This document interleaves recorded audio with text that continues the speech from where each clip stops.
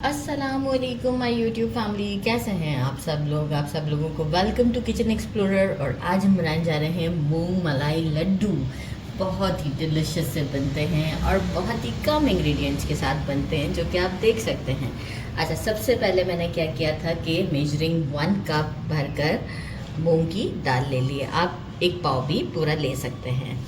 और इसे क्या किया, 4 से 5 बार वॉश किया है और कोई सोक नहीं किया, जस्ट देखें स्ट्रेनर में रख दिए, इस तरह की हो गई है। बस वॉश करके सीधा स्ट्रेनर में रख दिया, कोई सोक नहीं करना है।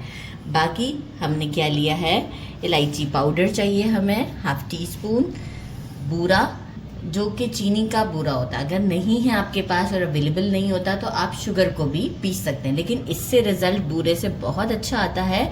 जो लड्डू का दानेदार सा टेक्सचर होता है वो ये बूरा ही देता है। अगर आपको इसकी रेसिपी चाहिए तो मेरी बेसन के लड्डू जो मैंने बनाए हैं उसमें मैंने बूरा बनाया है, तो उस बूरे को आप बिल्कुल फॉलो करके बना सकते हैं। मैं लिंक डिस्क्रिप्शन बॉक्स में डाल दूंगी।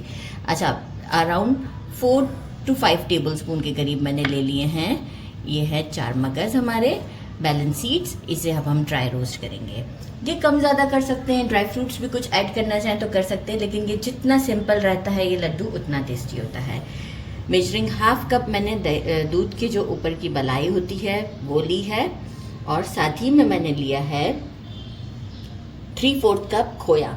ये स्वीट नहीं है, तो आप जो है वो ये दोनों चीज़ें अगर आप स्किप करते हैं तो 1 लीटर मिल्क को भी आप अच्छे से काढ़ के एक बलाई की फॉर्म में ले आ सकते हैं, तो जो आपको बेहतर लगे। लेकिन मार्केट का जो है क्रीम आप नहीं यूज़ करेंगे। 3 टेबल स्पून मैंने लिया है असली घी, और आप रेगुलर घी के साथ भी इसे बना सकते हैं। बस अब सबसे पहले क्या करना है, हमें मेलन सीड्स को और दाल को हमें अच्छे से भूनना है। पैन ले लिया है, मेलन सीड डालकर इसे तकरीबन 2 मिनट तक स्लो फ्लेम पर हम थोड़ा सा रोस्ट कर लेते हैं। फ्लेवर अच्छा देंगे आपको। अगर नहीं भी करना चाहते हैं तो कोई बात नहीं है, लेकिन आफ्टर 2 मिनट अगर आप ये रोस्ट कर लेते हैं तो बहुत अच्छा फ्लेवर आएगा। ये देखिए अच्छे से रोस्ट हो चुके हैं, इसे कर देते हैं साइड पर। इसी पैन में अब हम दाल को रोस्ट करते हैं। दाल को डाल देते हैं और जो है वो इसे अच्छे तरीके से हम रोस्ट करेंगे। यहाँ हमें टाइम लगेगा। फ्लेम को जितना आप मीडियम टू लो के दरमियान रखेंगे उतना ही आपको रिज़ल्ट अच्छा मिलने वाला है। तो दाल को रोस्ट करेंगे जब तक कि थोड़ा सा इसमें गोल्डन सा शेड ना आ जाए। तो इसे टाइम देते हैं, तकरीबन लगेंगे 7 से 8 मिनट, और अगर ज़्यादा लगे तो भी मैं आपको बता दूँगा। ये देखें कितनी अच्छी सी ये हमारी दाल गोल्डन हो चुकी है। और यहाँ अब अच्छा, मुझे टोटल टाइम लगा 10 minutes, medium to low flame पर काम किया है। ये काम पेशेंसली कर लें तो समझें बहुत ज़बरदस्त काम हो जाएगा। इसे करते हैं ठंडा, और ठंडा करने के बाद इसे बिल्कुल अच्छे से फाइन सा पीस लेते हैं। अच्छे से ठंडी हो चुकी है। अब हम क्या करेंगे, इसे मिक्सी में डालकर इसका फाइन सा पाउडर बना लेते हैं। और ये काफ़ी अच्छी मशीन है, तो का एक ही हमारे उसमें जो है वो ये फ़ाइन कर देती है। तो जो है वो फ़ाइन सा पाउडर बनाकर आपको शो करती हूँ। ये देखें फ़ाइन सा हमने इसका पाउडर कर लिया है। हमें इसे स्ट्रेनर से स्ट्रेन करने की ज़रूरत भी नहीं है। बस अब हम क्या करते हैं, स्टोव की तरफ चलते हैं। इसी पैन में हम 2 टेबल स्पून डाल देते हैं हमारे जो घी के हैं, और 1 टेबल स्पून को अभी हमने रोका हुआ है, वो हम आगे चलकर यूज़ करेंगे। साथ में हमने जो पाउडर बनाया है ये पूरा हम इसमें डाल देते हैं, और इसे इसमें तकरीबन 4 से 5 मिनट के लिए हम मीडियम टू लो फ्लेम पर मिक्स करते हैं, ताकि ये घी अच्छे से इसके साथ मिक्स हो जाए। ये देखिए अच्छे से मैंने इसे 4 से 5 मिनट के लिए कुक किया है। अब हम रिमेनिंग घी ऐड करते हैं। साथ ही में जो है वो फ्लेम को अब हम बिल्कुल स्लो पे कर देंगे। मीडियम टू लो के दरमियान ही आपको ये काम करना है। और यहाँ अब हम इसमें ऐड करते हैं ये जो हमने मलाई रेडी की है वो ऐड करेंगे, और साथ ही में हम इसमें खोया ऐड कर देंगे, और इसे हम कुक करेंगे फॉर 5 मिनट्स तक के। ये देखें, इसे अच्छे से प्रेस करते हुए तकरीबन 4 से 5 मिनट हो गए हैं। ये आपको थोड़ा सा सैंडी सैंडी सा टेक्सचर लगेगा।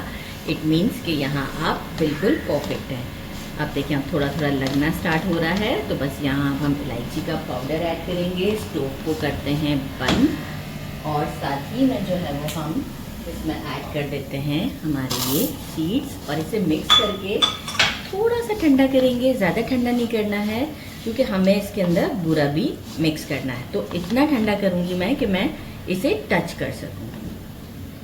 इतना हो चुका है कि मैं इसे आराम से बेयर कर सकती हूँ। इस मोमेंट पर हम इसमें जो बूरा है वो ऐड करते हैं और मिक्स कर देते हैं। आपको शुगर थोड़ा सा ज़्यादा पसंद हो तो आप थोड़ा ज़्यादा भी ऐड कर सकते हैं। अच्छा जी, अब देखें कि इसका टेक्सचर कैसा है।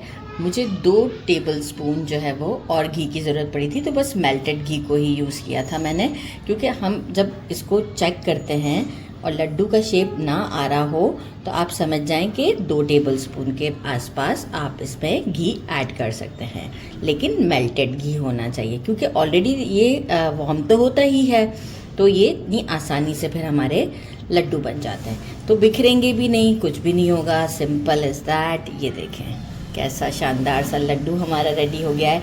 इस तरह से हम सारे लड्डू रेडी करते हैं और आपको शो करते हैं। चलिए जी, ये हमने सारे रेडी कर दिए हैं। अब हम आपसे मिलते हैं डिश आउट पर कि इसको जो है वो मैं आपको सर्व करके बताती हूँ। It's time to try. ये देखें क्या टेक्सचर है इसका, आइडिया हुआ आपको। बहुत ज़्यादा सॉफ्ट और बहुत ही डिलीशियस से हमारे ये लड्डू हैं। बिस्मिल्लाहिर्रहमानिर्रहीम।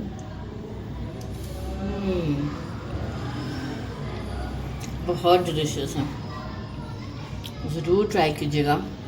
मेरे चैनल को लाइक और सब्सक्राइब करना नहीं भूलिएगा। अपना ख्याल रखिएगा। अल्लाह हाफिज़।